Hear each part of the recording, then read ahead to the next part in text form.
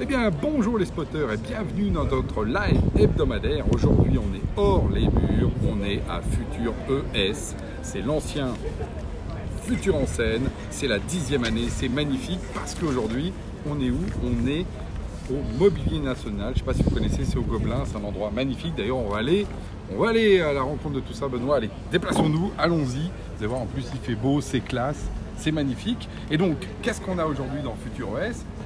Des démos de start-up. C'est organisé par Cap Digital, qui fait venir tout ce petit monde. Des conférences où on va essayer un peu de réfléchir sur le monde. Et puis il y a aussi des prototypes, on voit des choses, puis surtout on voit des gens, on voit des personnes. Moi j'ai déjà croisé plein de gens avant justement de lancer mon live. Il a fallu que je dise il faut que j'aille au live, parce que sinon j'arrivais plus de faire des bises. Allez, venez, on va voir un peu ce qu'il y a. Merci Benoît. Et alors du coup, vu qu'il y a des conférences, on parle du monde, on parle du numérique. Et par exemple, hop, Chamboulons les GAFA, hein, voilà, Chamboulons les GAFA. Mais oui, parce que les GAFA, c'est quand même au cœur du futur. C'est quand on parle de Futur ES, c'est qu'est-ce qui va se passer dans le futur. Aujourd'hui, on ne le voit qu'à travers les GAFAM. Or, ce que montre justement, je trouve, cette magnifique grande conférence à ciel ouvert, comme on peut le voir, c'est que le futur, il s'écrit partout. Il s'écrit à Paris, il s'écrit à Berlin, et il ne s'écrit pas uniquement dans la Silicon Valley. Et ça, c'est quand même une grande différence. Alors, on va se déplacer un petit peu, parce que la cour est vraiment magnifique. D'ailleurs, on en profite. On a été se promener là avec Benoît, il fallait trouver, c'est toujours difficile, il y a des dizaines et des dizaines de startups. On en a choisi 4-5 juste pour un peu donner et illustrer ce qu'on a trouvé d'intéressant. Alors une première avec laquelle on a beaucoup joué d'ailleurs, c'est celui avec des jeux. C'est un jeu vidéo magnifique parce qu'en fait c'est un jeu tout simple, on se bat contre une espèce de petite lumière comme ça, sauf que c'est un jeu qui est incarné dans le réel. Pas un jeu vidéo, vous savez, comme les PlayStation, etc. C'est un truc dans lequel on joue avec un joystick et il y a des petites lumières qui sont des vrais trucs, enfin, faut le vivre, vous voyez, j'ai du mal à l'expliquer. C'est un jeu tout simple et qu'en même temps, tout d'un coup, on ressent comme si on mélangeait, vous savez, un jeu de boules d'un côté et puis une PS3 de l'autre, vous voyez, un truc un peu étrange. C'est ça le turfu. Bon, alors un deuxième truc, parce que moi, évidemment, le mot collaboratif, vous savez que Genspot, le collaboratif, on n'a que ça toujours en bouche.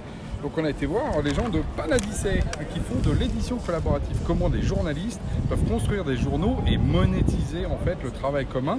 Et avec un truc assez subtil qui est de dire à un moment donné, j'ai besoin aussi de ressources pour m'aider justement à construire mon article. C'est tout bête, mais c'est aussi ça le turfu, c'est réinventer les façons dont on produit aussi de l'intelligence. Bon, alors, évidemment, on ne pouvait pas ne pas aller voir nos amis de No Design.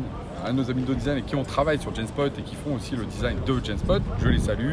Merci, évidemment, Angelo, Jordi et Jean-Louis, évidemment, le patron de No Design, qui là sont venus présenter un truc marrant qui s'appelle Aero.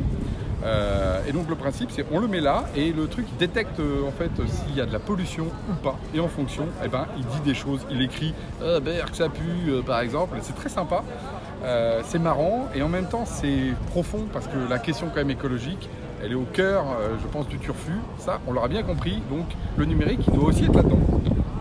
Et au fond, moi, ce que je retiens de tout ça, c'est justement, vous voyez, les exemples que je donne, c'est des exemples dans lesquels on est en train de plus en plus d'avoir un numérique qui s'immerge dans la réalité. On n'est pas juste dans le numérique qui est donc dans un écran, qui est à l'extérieur, mais on est un numérique qui est au fond rattaché aux objets et qui fait que tout simplement, il nous côtoie encore un peu davantage. Et c'est pas je vais à l'ordinateur. Déjà, il y a eu la mobilité, mais il y a mieux maintenant aujourd'hui, c'est que les systèmes numériques sont incarnés dans le réel. On voit bien que le numérique, il n'est plus à l'extérieur de nous, il est à l'intérieur du réel. C'est ça que je vois moi dans le turfu. Bon. Et alors, l'autre bonne nouvelle, c'est que tous les ans, il y a toujours quelqu'un pour me dire « Ah mais oui, mais vous voyez, les innovations, il n'y en a plus, ça y est. » Non, le turfu, il y a toujours la même dose de turfu dans le turfu. Alors c'est une mise en abîme du futur. C'est quoi en fait? C'est que l'innovation est inépuisable. Inépuisable. Chaque année, on a notre dose de nouvelles choses qui apparaissent et qui font que, à nouveau, on progresse, à nouveau, on creuse, à nouveau, on élargit les champs d'investigation et que finalement, l'innovation, depuis que je suis tout petit, elle n'a jamais arrêté. Dans le numérique en particulier, mais pour le reste aussi. C'est ça la bonne nouvelle, le turfu, il est juste à dimension du turfu, il est infini. Et alors, on avait André Malraux qui avait dit le 21e siècle sera spirituel, il ne sera pas. Ces phrases de l'époque de l'ORTF, on pouvait dire ça de manière solennelle, vous aviez tous les Français qui écoutaient ça. Et il le disait, et donc effectivement, elle est où la spiritualité? Elle est où la spiritualité? On en a l'impression qu'on en a plus. Eh bien, je vous propose de vous emmener, c'était, allez voir, pas faire de bruit, parce que la spiritualité, et aussi dans le futur et dans le turfu, parce que là, on a la chapelle du turfu. La chapelle du turfu. Le moment où justement la spiritualité nous rappelle justement au numérique. Sur ces grandes paroles, je vous dis, mes chers frères et sœurs, à la semaine prochaine.